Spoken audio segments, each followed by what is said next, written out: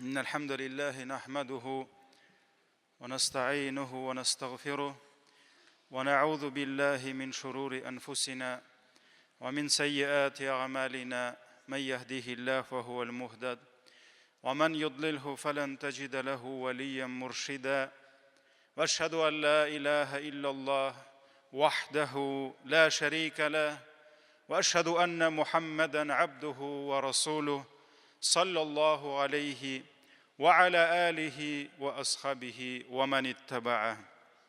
Barcha галәмнәрне юктан бар кылып, безләрне үзенең иге-шиге булмаган сый-хөрмәтләрендә, киң нигъмәтләрендә яшәтүче бердән-бер Раббыбыз, бердән-бер гыйбадәткә лаек булган хак илаһыбыз Аллаһ Тәгаләгә мең-мең шөкерләребез, мактау һәм улуглауларыбыз булсын. Җир һәм күкләргә Аллаһ Тәгаләнең рәхмәте булып килгән сөекле пәйгамбәребезгә күңел түрләребездән чыккан дугаларыбыз Аллаһ Тәгаләнең сәламе ва салаваты булсын. Азиз кардәшләрем, һәр кайсыгызны Аллаһ Тәгаләгә тақва булырга, аның әмерләренә буйсынырга, аның тыйганнарыннан ерак торырга чакырам. Аллаһ Тәгалә Qur'an-ı Kerim'de aytdı: "Ya eyyuhellezine amenu taqullah." Ey iman kitirgen bendeler, Allah'ı Teala'ga takva bulunuz. Ana günah kılıdan saklanınız. Vel tanzur nefsum ma qaddamat ligad. Her bir can iyesi de özünün irtegesi gününe nerse әзерләгәнен карасын. Иртәгәсе көнендә Раббысы каршына нинди гамәл белән кайтасын карасын. Ваттакуллах, һәм тагын бер тапкыр әйтә: тақва булыгыз. Инналлаха хабирун бима тагмалун.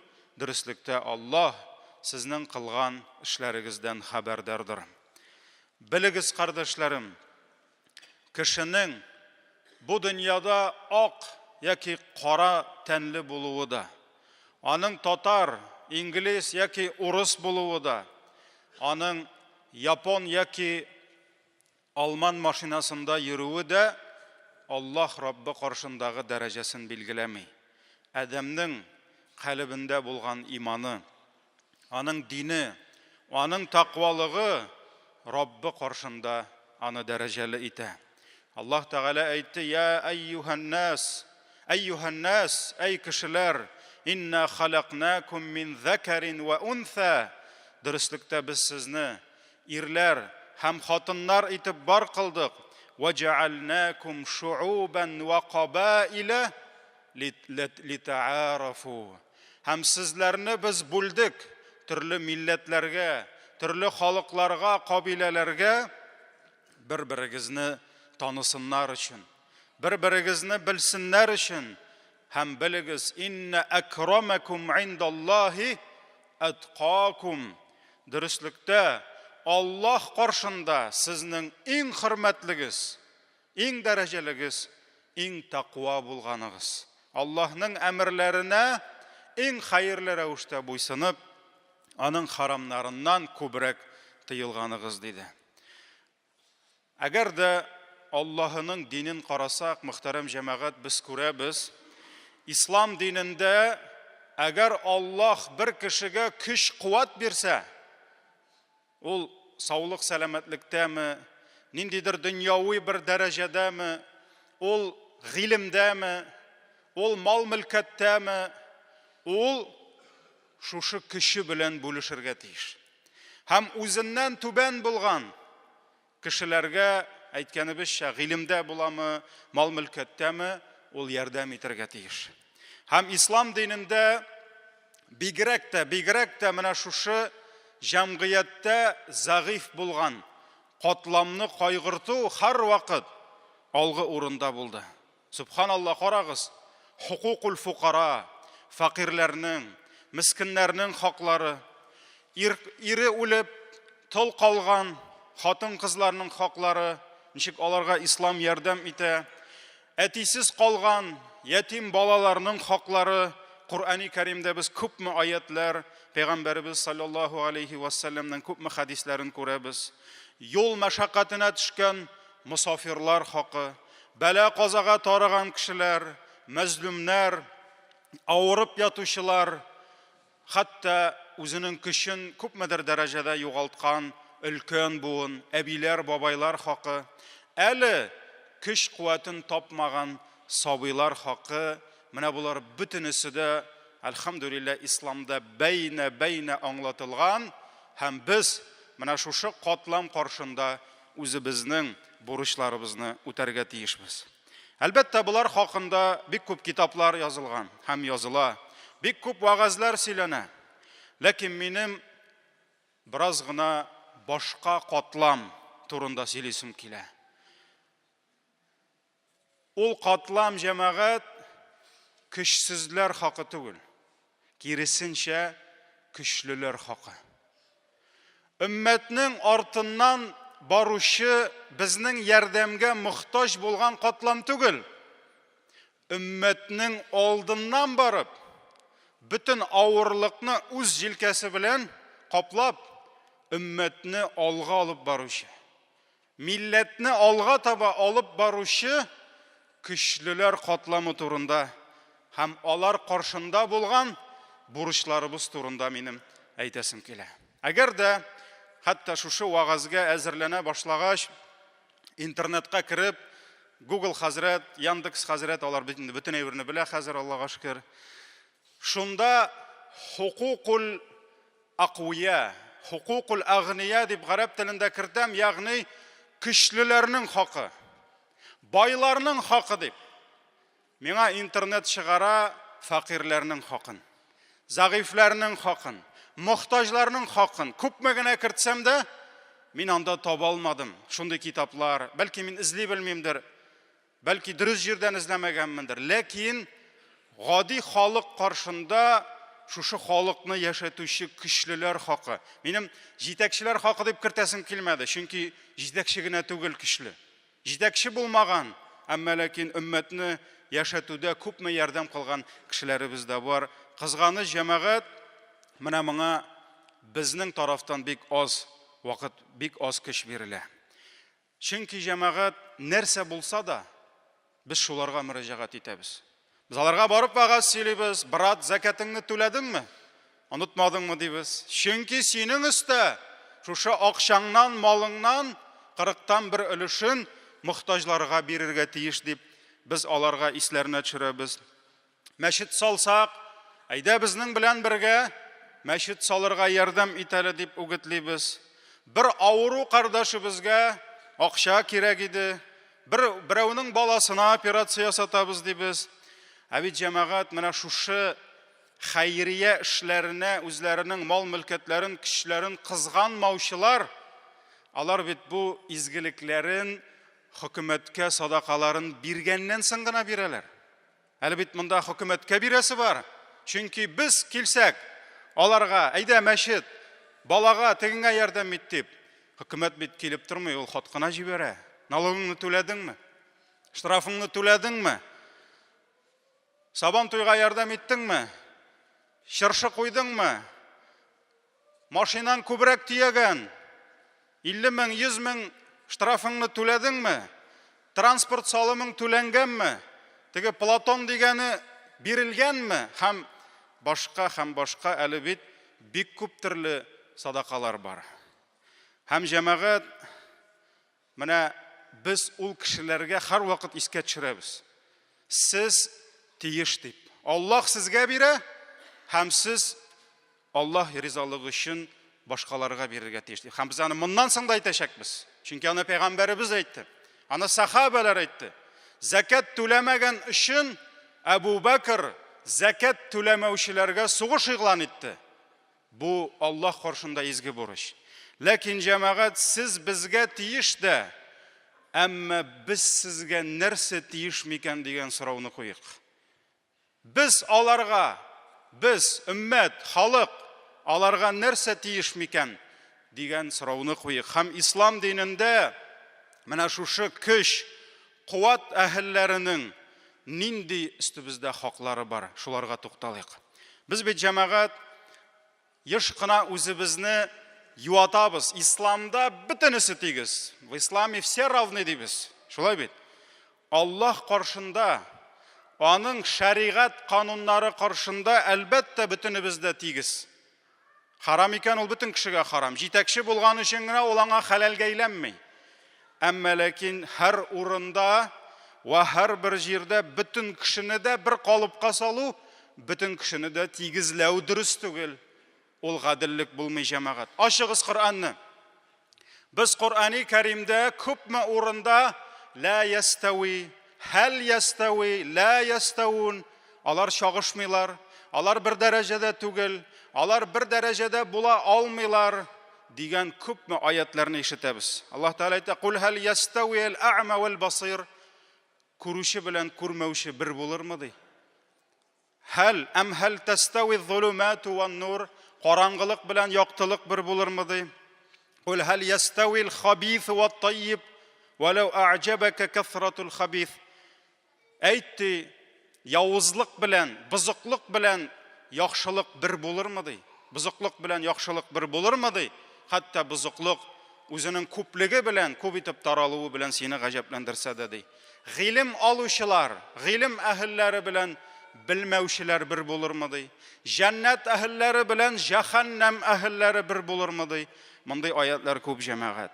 Аллаһ Тәгалә үзенең рәхмәте белән, үзенең хикмәте белән һәр бер милләт, өммәт, халык өстеннән шушы өммәтне җитәкләүче, аларны алга өтәрүче шәхесләрне куя. Һәм шушы шәхесләр алар халыкка хезмәт итеп, халыкны алга алып барсын өчен аларга мал-мөлкәт бирә, байлык бирә, көч бирә, акыл бирә, зиһен бирә. Һәм менә бу Аллаһы Тәгалә куйган нәрсә бер канун, закон булып тора. Моннан төгәл 100 ел элек 1917 елда революция булды. Һәм илдә бөтенләй хөкүмәт алышынды. Һәм ил башына социализм килеп, җәмәгать нәрсә диде? Без сезнең бөтенегезне тигезлибез диде. Шулай торып халыкка бер юаныш бирделәр. Менә сез кабахат буржуйларның астында кул булып яшәдегез. Әлбәттә, буржуйларның да кабахатлары күп булгандыр. Беркемдә бәхәсләшмәй. Ләкин без бөтенегезне тигезлибез. Без тигез дәүләттә яшәячәкбез дип халыкка өмет бирделәр. Һәм менә ул вакытта Минзәлә өязе, бүген инде Сарман районына кергән Яхшыбай дигән авылда 19 гасырның ахырында, 20 гасырның башында бер бик бай кеше яши. Хәтта татарның иң байларының берсе Мусин дигән кеше яши, Муртаза. Һәм ул җәмәгать үз авылын гына түгел, ул якын тирә авылларны ярдәм итә. Мәчетләр сала, мәдрәсәләр сала, күпме хәйр садакалар бирә. Хәтта минем бабай шул авылдан, бабайның әнисе сөйли торган булган, 2 гаит җитсә, арбага тутырып, бөтен өйдән өйгә кирип, күчтәнәч таратып йөрделәр ди. Әгәр дә бер кешегә кирәк булса әҗәткә акчасын бирде, бер кашында процент алмады ди. Ягъни бабай шулай сөйли иде. Һәм җәмәгать шул авылда Хамиди хәзрәтләре, Шәйхул Ислам Хамиди Ал-Итқан дигән Коръан тәфсирен язган, анда имам булып тора. Һәм ул аңа имамлык итәр өчен, үзенең эшен алып барыр өчен бөтен шартларны тудыра. Иен дә сала, башкасында. Һәм җәмәгать инде ул китә, аның улы кала, Гыйрфанетдин Совет власты килә. Ул инде альхамдулилла революцияны күрми, китеп бара. Аллаһ разый булсын. Шунда Совет власты килеп, халыкка әйтә, менә хәзер тигезлибез ди. Һәм шул авылда бер мәзәк сөйлиләр. Ул инде булган хәл микән? Бер гади бер кеше әйтә, бу Совет власты халыкны тигезлибез дигәч, мин дип шаманга калдым ди. Ничек инде мин ди Мусиннар кебек мал асрый алыйм инде ди. Мусиннар шәшкән басуларны мин бит шәшә алмыйм ди. Мин аларга ничек тигезләшерм микән дип шаманга калдым ди. Ләкин соңыннан Совет власты бит сезне аларга түгел, аларны сезгә тигезли дигәч, тынычланып калдым ди. Менә шуңа күрә җәмәгать Совет властының хикмәте нәрсәдә булды?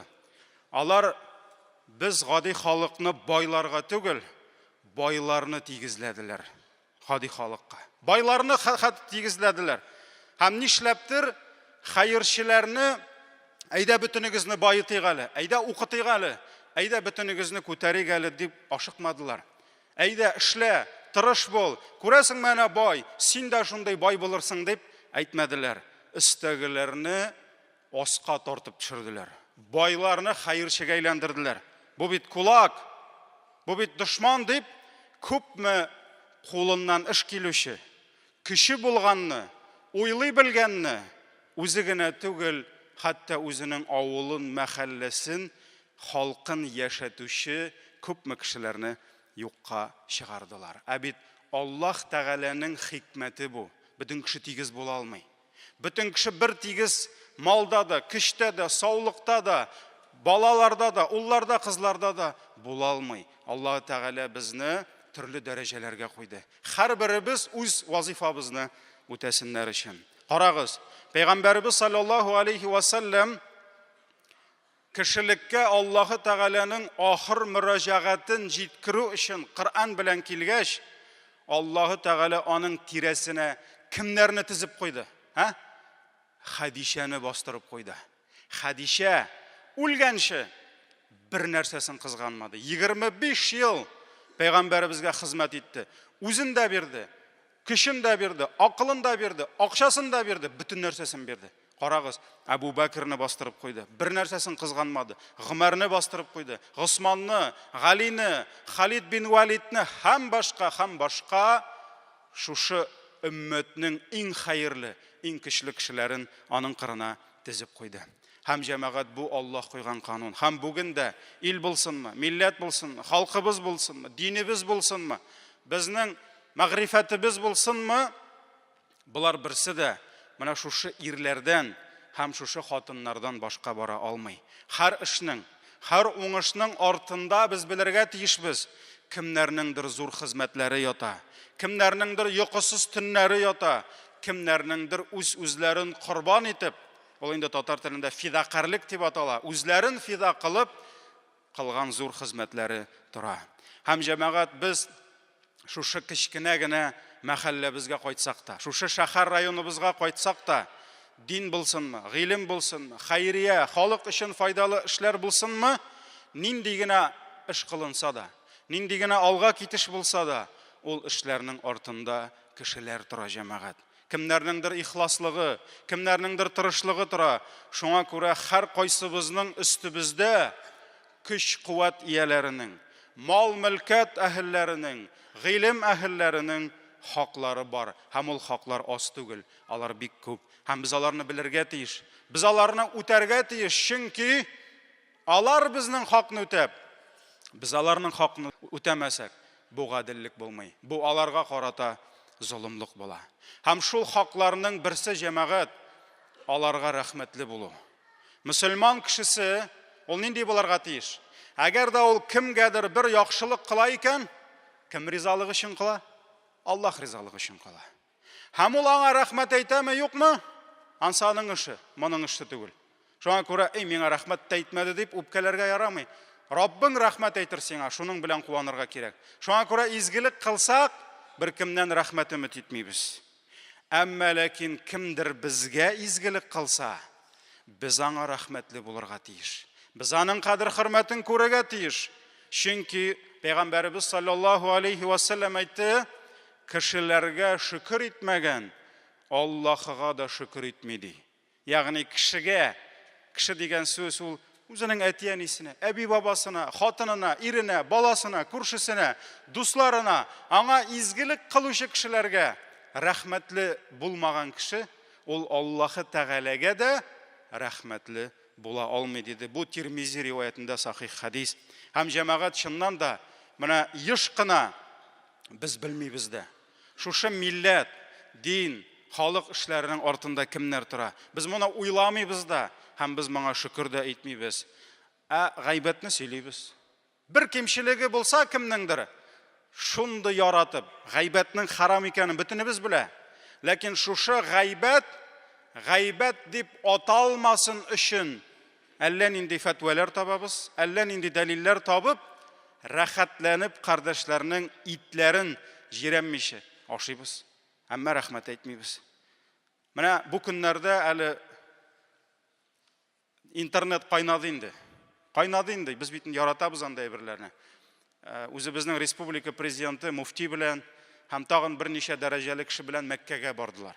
Әлхәмдүлиллаһ, зур Сауд Гарәбстанының патшасы белән кадер-хөрмәт белән кабул итте. Зур очрашулар, зур сөйләшүләр булды. Иншалла безнең өчен булсын.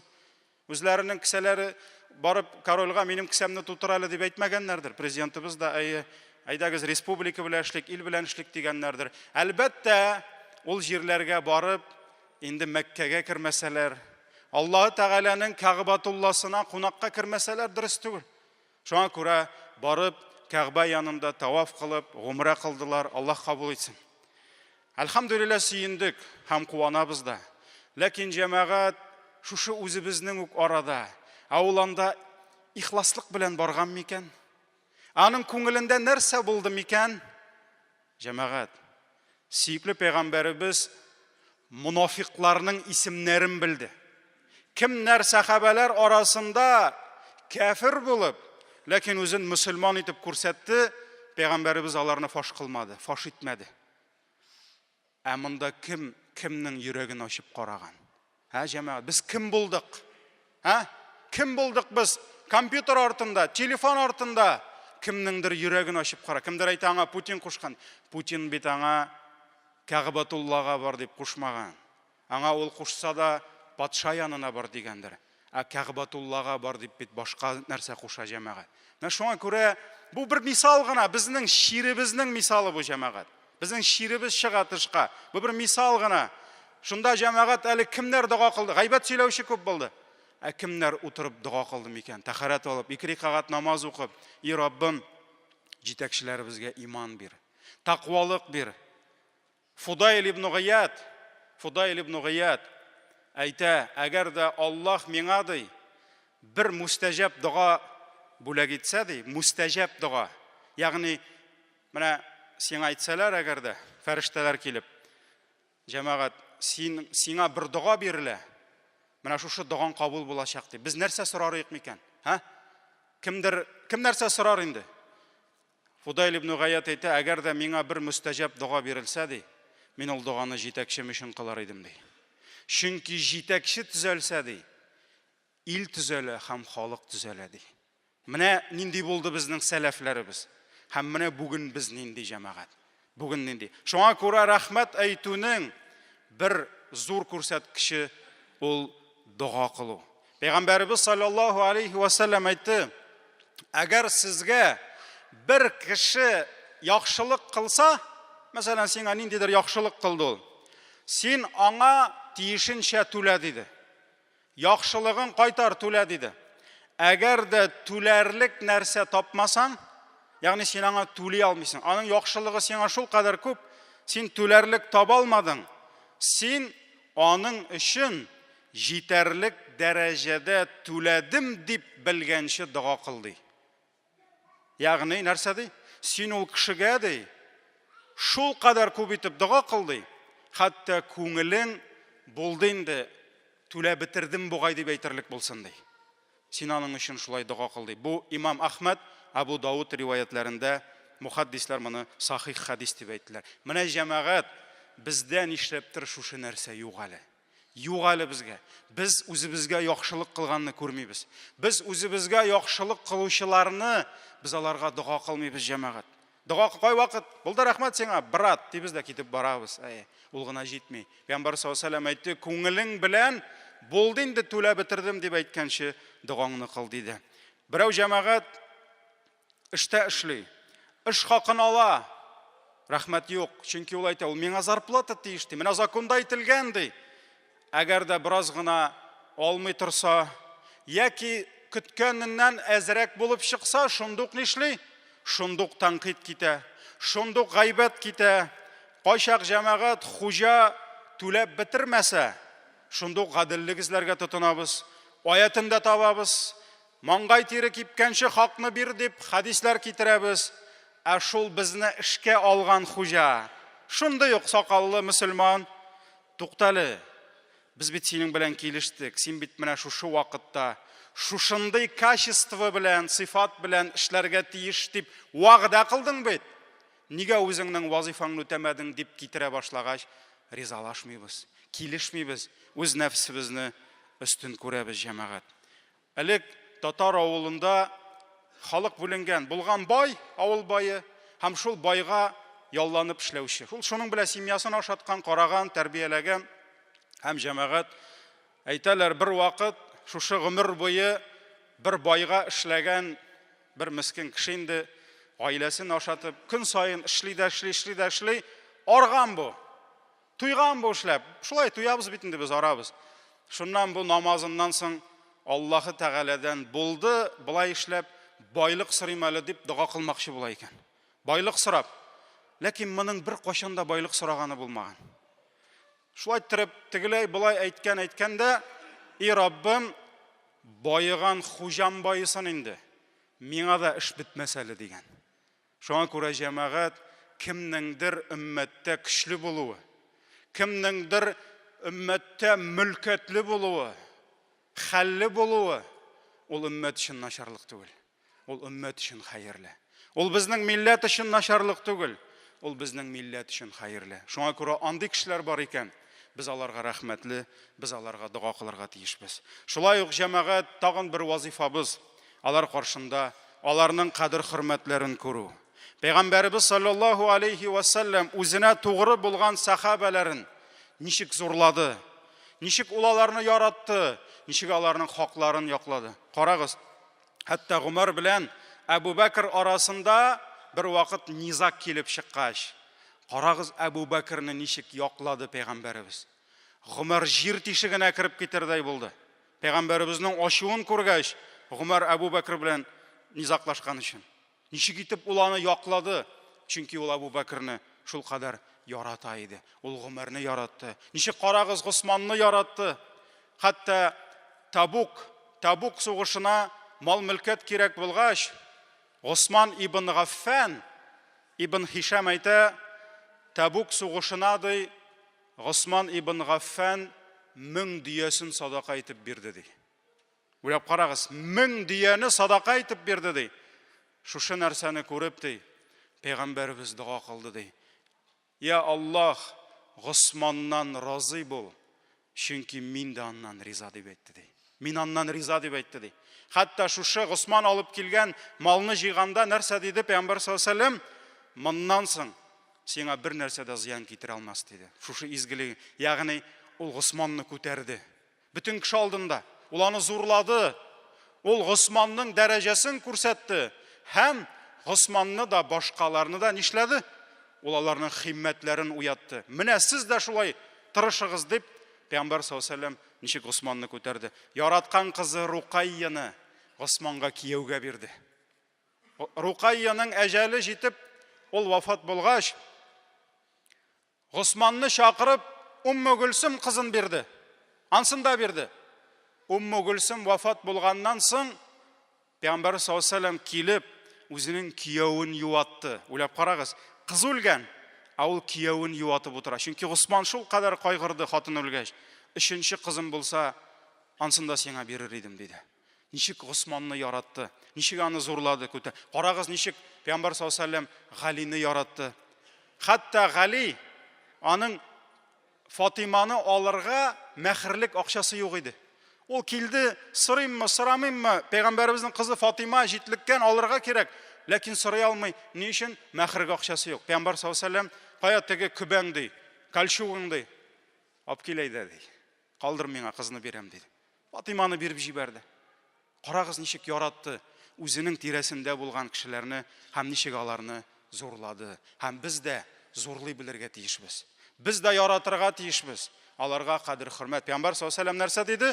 Әгәр дә бер халыкка шул халыкның хөрмәтлесе килсә, нәрсә? Әгәр дә сиңа бер халыкның хөрмәтлесе килсә, син дә аны хөрмәтлә диде. Син дә аны хөрмәтлә диде. Шуңа күрә бу исламның куйган безнең үстебезгә бурыч булып тора. Шулай ук җәмәгать аларга ярдәм итү. Алар гына безгә ярдәм итәргә тиеш түгел.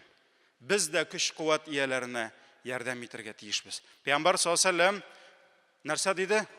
Абгуни бидугафайкум диде. Bir вакыт аны байлар каршы алгач, bir авылда нәрсә диде? Миңа зәгыйфләрегезне китерегез әле диде. Чөнки сезгә ризык шул зәгыйфләрнең дуасы белән килә диде. Пәйгамбәр саллаллаһу алейһи ва сәллям күрсәтте, әгәр дә кемдер тормышта зәгыйфлектә икән, мохтаҗлыкта икән, һәм аңа көч-куәт ияләре ярдәм кулы суза икән, синең дә вазифаң бар. Аларга Аллаһ Тәгалә ризыкларында бәрәкәт бирсен дип, мал-мөлкәтләрен арттырсын дип, аларга тагын да көч-куәт бирсен дип, кем дуа кылырга тиеш? Сез дуа кылырга тиеш дип Аллаһ Тәгаләнең илчесе белдерде җәмәгать. Һәм шуннан да мал-мөлкәт, көч-куәт ияләренә без ярдәм итәргә тиеш. Кирәк булса, көчең белән ярдәм ит. Кирәк булса, малың белән ярдәм ит. Кирәк булса, ихлас күңелеңнән чыккан киңәшең белән ярдәм ит. Карагыз, кечкенә генә кош, хут-хут, удот дип килә. Сөләйманга кайтты. Һәм нәрсә диде? Зур ярдәм күрсәтте Сөләйманга. Сөләйманның дәгъват кылу эшендә, таухидка чакыру эшендә нәрсә диде? Эй патшам, миндә сиңа зур бер хәбәр бар диде. Аны анда Сәбә дигән җирлектә халык патша бикә белән бергә кояшка табына. Ширк кылалар диде. Һәм Сөләйманга шул халыкны исламга өндәүдә, ширктән чыгарып таухидка кертүдә хут-хут үзенең бер кош үзенең зур өлешен кертте. Ярдәм итте патшага, ярдәм итте үзенең җитәкчесенә. Һәм шуннан да җәмәгать кай вакыт безнең күзебездә бик көчле булып күренгән, мал-мөлкәтле булып күренгән кешеләр дә алар безнең ярдәмгә мохтаҗ булалар. Әйе җәмәгать, кемнеңдер күңелендә тынычлык юк. Әгәр дә синдә аңа кирәк нәрсә булса, анда сиңа кирәк нәрсә, синдә аңа кирәк нәрсә бар. Кай вакыт кемгәдер вагаз сөйләргә кирәк, кемгәдер насихат бирергә кирәк, кемнеңдер гаилә проблемалары, кемнеңдер баласы белән, кемнеңдер сәламәтлеге какшаган, аңа дуа кылырга кирәк, ярдәм итәргә кирәк. Хәтта җәмәгать була шундый вакытлар, байга акча кирәк, акчасы беткән. Аңа акча бирергә кирәк ярдәм. Bir вакыт bir бай шалтырата безнең шәһәрдән түгел. Хәзрәт бер киңәш бир әле ди. Менә тормышта шундый хәл килеп чыкты ди. Миңа акча кирәк ди. Мин ди гомер буе бирдем, мин бер кашан да сораганым булмады ди. Ничә дустыма шалтыраттым, берсенең дә акчасы юк ди. Хәзрәт, нәрсәсең ул ди? Мин ди гомер буе бирдем ди. Син бит беләсең ди, чыннан да Аллаһ кабул итсен әйе. Ләкин тормышта шулай килеп чыгарга мөмкин, аңа җыеп акча бирергә кирәк булырга мөмкин. Шуңа күрә җәмәгать Аллаһ субханаху ва хак тәгалә безнең үстебезгә дә аларның хакларын куйды һәм без көч-куәт ияләренең дә, зәгыйф булганнарның да хакларын тигез күреп, Аллаһ Тәгалә каршында үз ризалыгыбыз өчен, Аллаһның ризалыгы өчен вазифаларыбызны үтәргә тиеш. Раббим Аллаһ өммәтебез өчен, халкыбыз өчен тырышлык куючы кардәшләребезгә ярдәм итсә иде. Я Раббим, аларга көч-куәт бирсәң иде. Я Раббим, аларның ризыкларында, мал-мөлкәтләрендә бәрәкәт бирсәң иде. Я Раббим, аларның гаиләләрендә бәрәкәт бирсәң иде. Балаларында, аныкларында бәрәкәт бирсәң иде. Аларны харам маллардан, харам кәсепләрдән, харам сәүдәләрдән үзең сакласаң иде. Раббим, өммәтебезгә бердәмлек, татулык биреп, хәерле эшләрдә берләшеп, Раббим, синең ризалыгыңда яшәргә, синең ризалыгыңда Аллаһ хузурына кайтырга Раббим насыйп итсә иде. Астагфируллах.